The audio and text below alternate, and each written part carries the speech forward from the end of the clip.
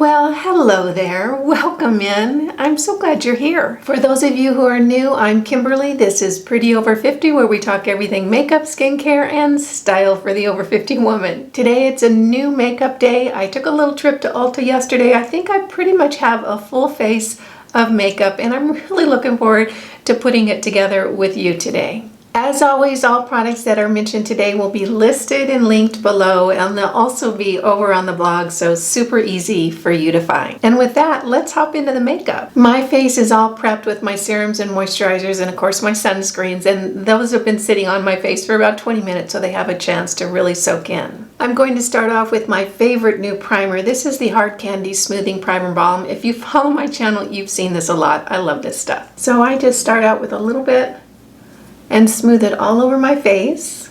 And I always like to make sure I get it underneath my eyes so that my concealer will really set down nicely. Lorac for eyeshadow primer. So I was cruising around Ulta looking for a new eyeshadow palette. For some reason, I was just in the mood for a new eyeshadow palette. And to be honest with you, I just didn't see much that I thought would work for my particular colorway. And what I mean by that is a little bit more mature woman. I can't really use the bright colors that look so good on the younger women. I wanted something a little more neutral.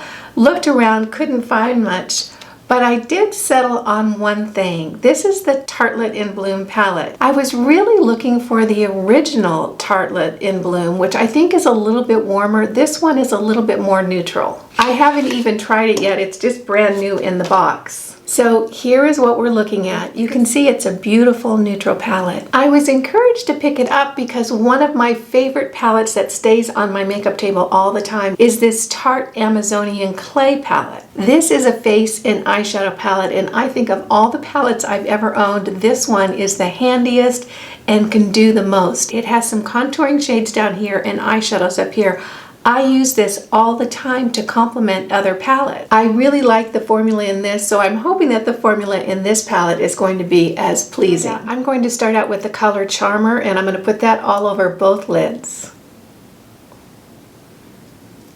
You know, I've been really looking for a very light tone like this that has a lot of pigment in it, so when I put it on my lid, it really does create a very light canvas. And this one's doing pretty good. Now I'm going to go in with the color Sweetheart. This is a really light, sort of pinkish brown. It's a warm brown, and that's going to go right in the crease area. I'm going to put a little bit on this pointed crease brush and start working that in. And I really like to keep that crease color above my natural crease, so it really increases the look of the real estate on my movable lid. And then I'm just going to bring that down to the outer third of the movable lid, just the outside outer third, just in a real soft way. Now I'm going to take my trusty blending brush and just blend that out. How are things in your neck of the woods? I hope they're happy. Now I'm going to take a flat brush and dip it into this color right here, Jet Setter. It's a little bit of a cool brown, and I'm just going to get product on both sides of that brush. And I'm going to lay that just on the outside third of that movable lid and work it up a little bit into the crease area, and then over kind of in a little backwards 7 shape. I just want to get some lift and emphasis to the outside corner of that eye. And when I get product on both sides of the brush, that way I can just flip the brush over and still have product left. I can say this formula is really nice. Very, very soft. And so far it seems to be really blendable. So we'll see with this step how it does. So I'm going to go back in with my blending brush and just blend that out. And I don't want to move the product too much. I want it to stay right in that area, but I want the edges to be super soft. So you can see how that a little bit darker color just kind of lifts that outside edge of the eye, which is what I'm looking for because my eyes are mature and so they're a little bit more droopy. So anything I can do to create a lift, I'm all for. Now I'm going to take a small flat brush and dip it back into Charmer, and I'm going to sweep that right underneath my brow area just for a little highlight up there. For brows, I'm going to use my e.l.f. retractable brow pencil in the color taupe. I love this and it's so affordable. I've used a lot of higher end brow pencils. I still don't like any better than this one from e.l.f. When I do my brows, I always like to start at the bottom to really define that bottom edge. And then I can move up into the brow and fill it in. I always have to work a little harder on this side because I have gray hairs on this side. For some reason, I don't have them on that side, and I don't know why. Now that I have my brows worked in, I can see a little bit more how the eyeshadow is working together with it. So I'm going to go ahead and just dip my finger in this color, Funny Girl, right down in the corner. It's kind of a shimmer champagne white, and I'm going to put that over both lids. And I like to use just a very, very light coat of any shimmer shade like this. I just want the light reflectivity. I don't necessarily want another full coat of eyeshadow on my lid because they're already a little bit crepey, and I don't want to accentuate that. Then I always take a fluffy brush and just really kind of smooth that out and blend it in with the other colors. For eyeliner, I'm using the Physicians Formula. This is their retractable pencil, and the color is Smoky Eyes, and you can see it's just kind of a really pretty smoky gray. And I always like to make sure that I get it really into the base of my lashes and then pull it along my lash line. And then I'll just put a little wing at the very end of my eyelashes to kind of accentuate and pull my eye up again. The way I finish out my eyeliner is I go in with just a little thin angle brush and I'll work it along that eyeliner and just really smudge it out. Because my lids are a little bit crepey, that eyeliner will never set down and look completely straight like it did when I was younger. But if I smudge it out, it really gives me that definition without having to worry about the line being a little uneven. And then I take it up to the wing and just really smudge that area out and over. So you can see that gives my eyes lift without me having to worry about the line being perfect. I'm really excited about this foundation. I picked up the Estee Lauder Futurist foundation. I have been meaning to try this for a long time, and I know so many of you wanted me to give this a whirl. You know, it's funny shopping for foundations now because you can't test anything. They've kind of sucked all the fun out of going to the makeup store. But I did have a little gal that was really helpful with me, and we kind of cheated a little bit, but I won't tell you any more than that. I ended up choosing the color Ecru in 1 and 2, so we'll see how this works today. This is the Futurist Hydra Rescue Moisturizing Makeup Broad Spectrum 45. Comes in this beautiful tube, and then it has a nice little pump. I'm going to start with just about 3 pumps and see how long that takes me. Oh, the color is looking pretty good. It feels very moist going on the skin and a little serumy. It's a little bit thinner than some foundations. So I'm going to just start working that in with a brush. The color looks to be a really good shade match, so good job to the little gal at Ulta that helped me out. It's going on very, very light. In other words, the formula feels very light, but it is covering nicely.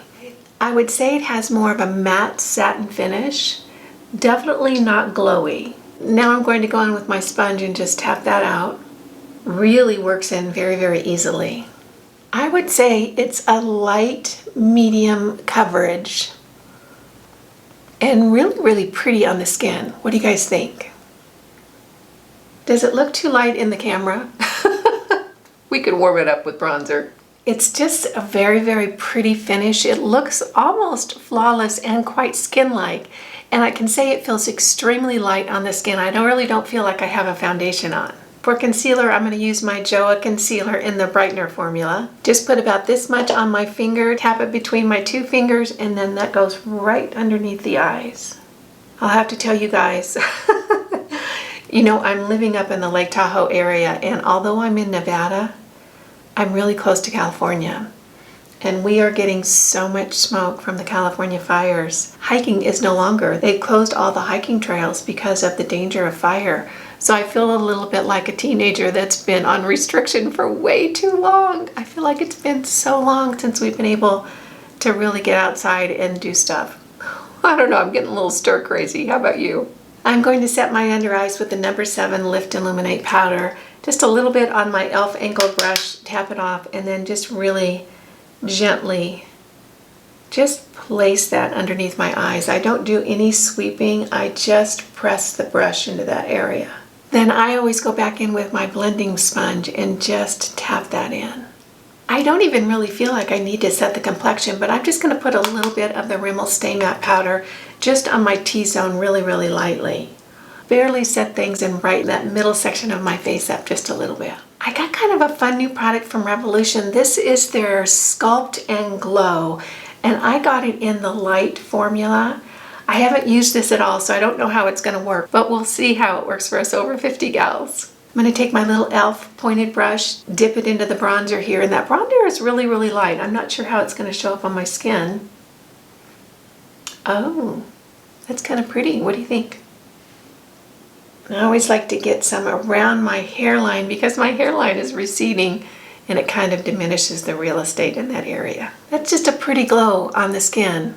I really like it. For blush, I picked up a new color from Revlon. This is called Apricot. Isn't that the cutest name? And I thought this color was just so pretty. You can see it right here on the back of my hand. Just the prettiest little kind of smoky apricot color. Just really lovely. This formula feels really, really smooth, so we'll see. I'm going to put just a little bit on my blush brush and just tap that in. Oh, wow. That's pretty. Oh, I love that color. Now I'm going to take my big fluffy e.l.f. blending brush and just blend that in. And I always like to keep my blush to the outside upstairs area of my cheeks because that makes them look a little bit higher than they actually are these days. Now I'm going to go back into the Revolution Sculpt and Glow palette and take my highlighter brush, just swirl a little bit of product on, and then just hit the high point of my cheek and a little bit into the front. That's just a real pretty subtle highlight. It looks to be almost a champagne pink in the palette. It's just very, very subtle. I think that's a pretty glow. Then I always go back in with my big fluffy brush and just blend that out. For tight lining today, I'm going to use my usual, the Ulta Gel Liner. These are just so nice and soft, and I'm using the color black. I'm still testing out the Milani Highly Rated Mascara. I'm actually really kind of starting to like this quite a bit. It's really lengthening and volumizing, and you know, the color is really nice and dark black.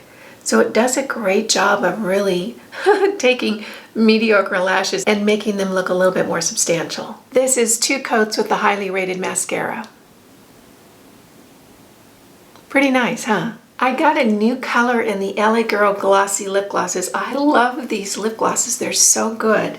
And I'm going to pair it with the Natural Lip Liner from NYX. And I haven't used this combination before, but I'm excited to give it a whirl. Oh gosh, that's so pretty. Oh, I love it already. Isn't that a beautiful nude lip combination? I'm going to finish off the complexion with my Milani Prep Set and Glow. This is my holy grail finishing powder.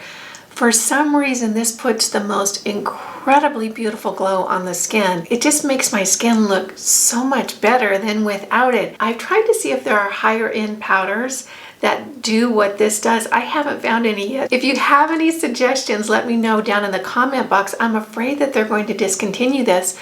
The only place I ever see it is on the Milani website. I don't see it in the stores, so I'm worried about that. You can see how much I've loved it. It's just about empty. I just take a big fluffy brush and just smooth that over the skin. I have a new setting spray to try. This is from Revolution. It's their Hydrate and Fix. And it says it's a radiant makeup finishing spray. So I haven't tried it. I'm kind of wondering what the spray is going to be like. Sometimes, ooh, that looks pretty good. All right, so let's see. Okay, wow. The spray is really nice, and that's so important with the finishing spray. I've had so many just spit at me. We'll see how it works to kind of glow up the complexion a bit. Here we have the finished look. I'm really pleased with how the makeup came out today. I think it's such a sophisticated, wearable, neutral look. This Tartelette in Bloom palette, this is the version number 2. If you're looking for a neutral palette, I can say this is a really, really good one. The colors are beautiful. The formula is great. It blends out really, really well. I've been using this formula in my Amazonian clay palette for a while now, and it's excellent. So if neutrals are your jam and you haven't found the perfect palette yet, this is a good buy. I think it's $39, and boy golly, you have just about everything you would ever need here for a neutral look. The Futurist Hydra Rescue Foundation is beautiful. You can see it on my skin. It looks skin-like. It blends in like a dream. The color match for me is really, really good. I'm in ecru. Overall, I think it's just a beautiful look on the skin. It is an SPF 45, so it has that added sun protection, which is always nice. So really enjoying this new foundation from Estee Lauder. Love, love, loving this new blush color from Revlon. This is Apricot. I think it's kind of worked its way into one of my favorite blushes. It's just a nice combination of a dusty rosy tone with a little bit of apricot. I think it's so pretty, lots of pigment, easy to blend out, just a great formula. Really, really thrilled to have this new addition to my makeup table. The Revolution Sculpt and Glow, I can say it's nice, but nothing that's knocking it out of the park for me. It's just a very nice bronzer and highlighter, but I probably have formulas in my collection already that are very, very similar to this. Highly Rated Mascara by Milani. This is a really good formula. It does lengthen and volumize, so I'm enjoying using this. This lip gloss from LA Girl in the color Plush. Oh my gosh, I love it. If you haven't tried these glossy formulas from LA Girl, give them a whirl. They're one of my favorites. I was really pleasantly surprised to find out that Ulta had a really good selection. So loving this new Plush color from LA Girl and the glossy formula. From what I can see so far, this Hydrate and Fix Radiant Makeup Fixing Spray from Revolution is really good. It's just a nice slight glow on the skin. I'll keep an eye on how my makeup wears for the day and give you guys an update. I want to thank you for joining me for this new makeup get ready with me. I had a lot of fun, and so many of these products I'm really happy to have tried. If you found this useful and helpful, go ahead and give it a thumbs up. If you're new here, make sure you smash that subscribe button and hit the notification bell so you don't miss any of my upcoming videos. And if you're interested in more makeup, skincare, and style for the Over 50 woman, stop by prettyover50.com. There's a lot more great information just waiting for you there. You guys know it just tickles me when you take a few minutes out of your day to spend it with me. I appreciate that, and I appreciate you. Again, I'm Kimberly. This is Pretty Over 50, where we talk everything makeup, skincare, and style for the over 50 woman. Make it a great day. Wear your sunscreen and all. See you in the next video. Bye now.